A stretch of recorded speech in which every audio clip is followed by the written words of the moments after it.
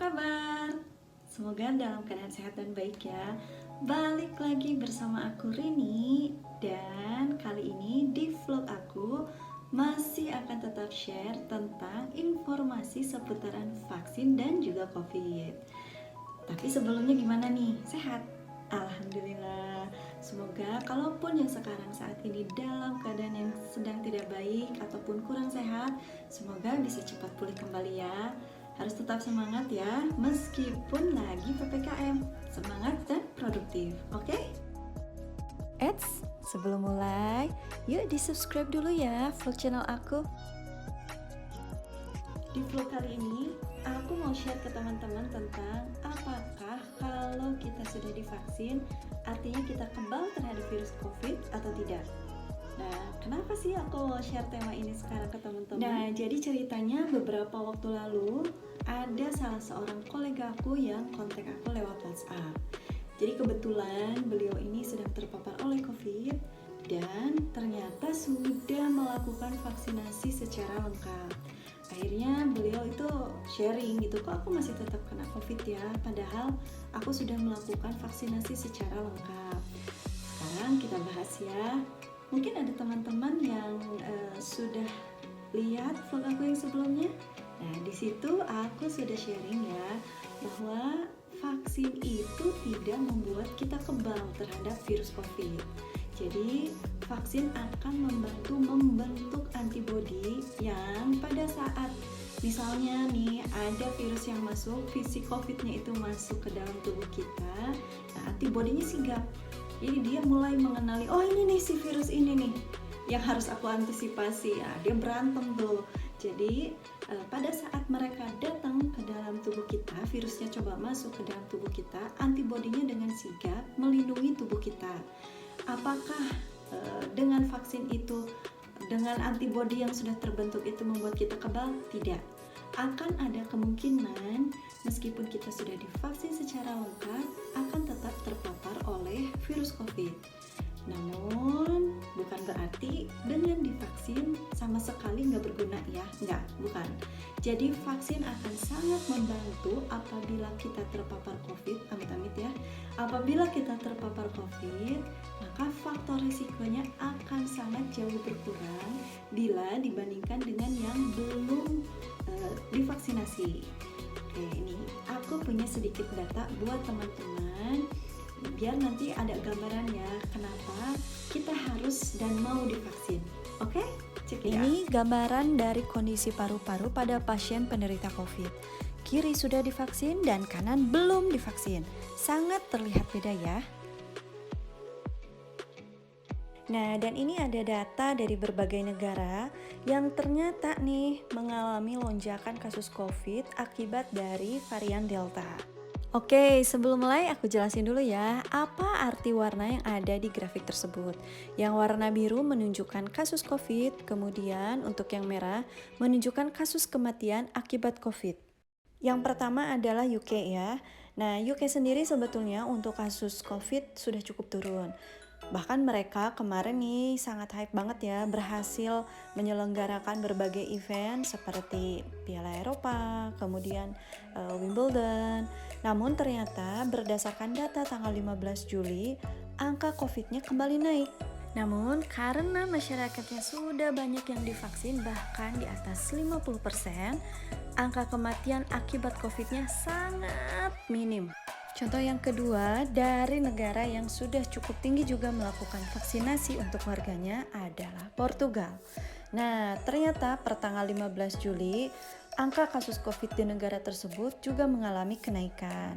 Tapi lagi-lagi nih, karena vaksinasinya sudah cukup tinggi, yaitu di atas 40%, jadi pada saat ada lonjakan kembali kasus COVID di negara tersebut, kasus kematian akibat COVID-nya sangat minim. Nah, sekarang kita coba bandingkan ya, negara-negara yang persentase vaksinasinya masih rendah, seperti Indonesia, Rusia, dan Malaysia. Di 3 negara tersebut, pada saat ada lonjakan kasus COVID, angka kematian akibat COVID-nya pun cukup tinggi. Kita cek yuk, Udah berapa banyak sih penduduk Indonesia yang sudah divaksin COVID per tanggal 24 Juli 2021? Dan ternyata nih, dari target 208.265.720 orang penduduk Indonesia, ternyata baru 44.107.926 penduduk yang sudah melakukan vaksinasi ke-1. Nah, sementara itu yang sudah melakukan vaksinasi kedua atau melakukan vaksinasi secara lengkap adalah sebanyak 17.475.996 orang. Nah, meskipun nih masih jauh dari target, namun effort dari teman-teman yang sudah berpartisipasi untuk divaksin sampai saat ini perlu kita apresiasi.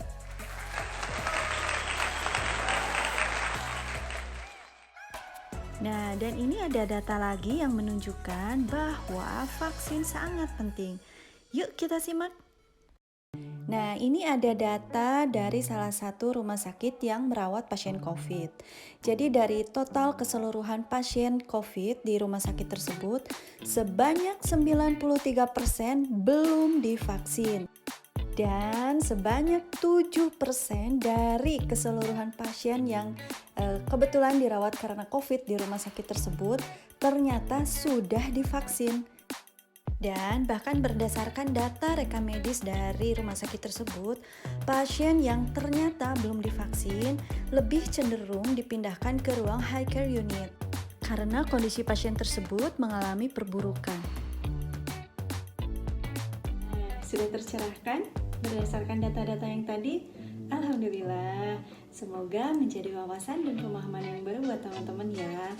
Jadi nanti ke depannya kalau ternyata mengalami atau melihat dan mendengar berita bahwa ada orang yang terpapar COVID justru setelah divaksin, gak usah kaget lagi ya. Jadi jangan takut untuk divaksin.